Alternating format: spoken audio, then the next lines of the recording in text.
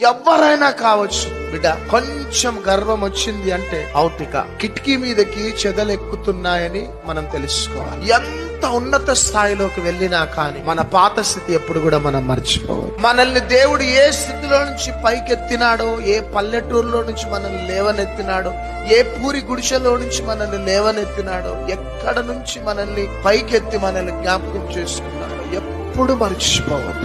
నువ్వు ఎప్పుడైతే అది మర్చిపోయినావా అయిపోయింది. కానీ పని చాలా మంది గొప్ప గొప్పవారు ఇప్పుడు అడ్రస్ లేకుండా ఉన్నారు. కారణం ఏంటంటే ప్రజల యొక్క పొగడతలు. మీరు చాలా గ్రేట్ అండి అనేసి అంటే గర్వం వచ్చేసి పడిపోతుంటారు. మనుషులు వస్తారు, వెళ్ళిపోతారు, చప్పట్లు కొడతారు, చంపబలకు కొడతారు. ఏ చేతులతో చప్పట్లు కొడతారు, అదే చేతులతో చంపబలకు కొడతారు. మాకు నేర్చుకున్నది అది, మాకు దేవుడు నేర్పి. అందుకనే స్టేడియంలు నిండిన, గ్రౌండ్స్ అన్ని ప్యాక్ అయిపోయిన, ప్రజలు లక్షల ప్రజలు చప్పట్లు కొట్టిన దాని మీద మా మనస్సు ఉండదు. మాకేసే కావాలి.